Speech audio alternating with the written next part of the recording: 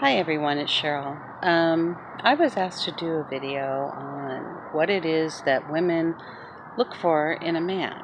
And I'm a weirdo. I wasn't raised to want the things that women generally want for my generation, and I wasn't raised to be what women generally are in my generation. So I've always been very independent, and I wasn't raised with the white picket fence and 2.3 kids and the big wedding day, and he has to be Prince Charming and all that. As a matter of fact, I called that the Cinderella Prince Charming complex. Generally, what I've encountered with adults our age or older, I'm not going to speak for younger generations, is that people get caught up in the Cinderella Prince Charming Disney complex, and excuse me for name dropping that, and they expect this Prince Charming or the Cinderella to come along and sweep them off their feet, and as soon as they fall in love, everything's going to be perfect, and they're going to be magically transformed into the person they always wish they could have been. No further work required. I was not raised that way, so I know that work is required, and I did a lot of work on myself as a teen. Went through very intensive deprogramming from my negative upbringing and negative training, and rebuilt myself as a person beginning at age 16. So I'm a weirdo, and I'm speaking as an outsider in this area. What I've seen women want is they want the best looking man possible that they can get based on their looks, if not a little better, and usually that's what men want too, if not being totally delusional and wanting that perfect Cinderella or that perfect Prince Charming while they themselves look more like Shrek. And I mean that for both men and women. And that's not very reasonable. But that aside, they also want somebody with all these qualities, somebody who's not going to lie, somebody who's not going to cheat, somebody who's financially independent. And in our generation, it seems to be both sides want that in each other. Somebody who can handle their own bills, somebody who's employed, somebody who has some goals in life. Breaking away a bit from the traditional roles that our parents more or less had. A lot of our parents were, my mom wasn't, but a lot of moms of our generation were housewives, and they stayed home and they raised the kids and they stayed married to the guy, and he was the head of the household and all of that. I was raised by a single mom, never lived with my father, so I was, again, weird that way.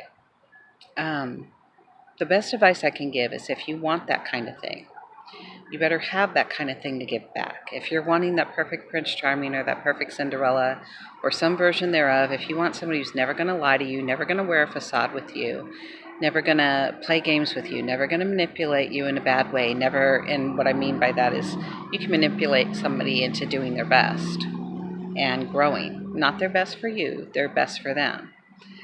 You can be manipulative, but not in a bad way, not in a way of tearing someone down to your level because you're insecure, you're needy, or you realize this person's too good for you. You realize you're too damaged in one area and you don't want to do the work, so you're going to gaslight them into thinking they're crazy too, or whatever the hell games people tend to play with each other. You can't do those things.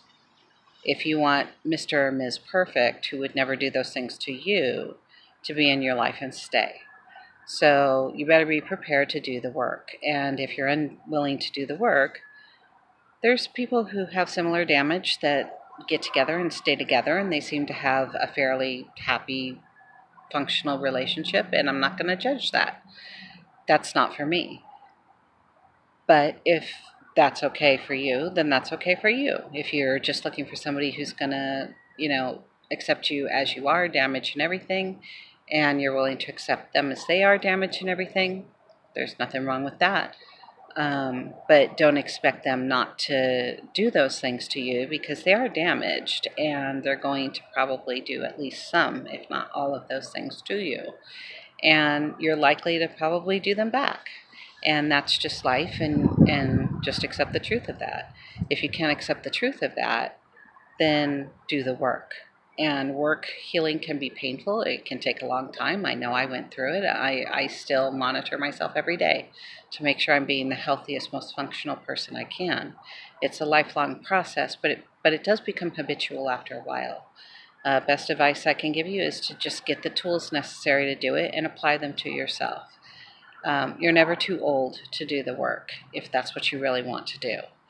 And do the work for you, because all you need to do is become the best person you can be, and you're going to naturally attract healthier people to you. And that's my advice. But yeah, it seems that women just want a guy who's going to be nice. He's not going to be abusive. He's not going to be manipulative. He's not going to lie. He's not going to cheat.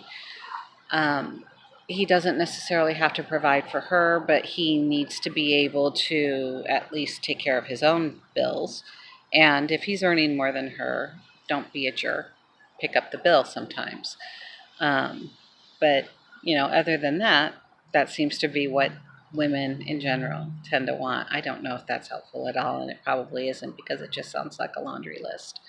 But I can tell you where I'm at, and that's where I'm at. So I'm a weirdo. I'm on the outside looking in, and that seems to be what people want. And if you enjoyed this, feel free to let me know. And if you want me to address something more specific about this, feel free to let me know.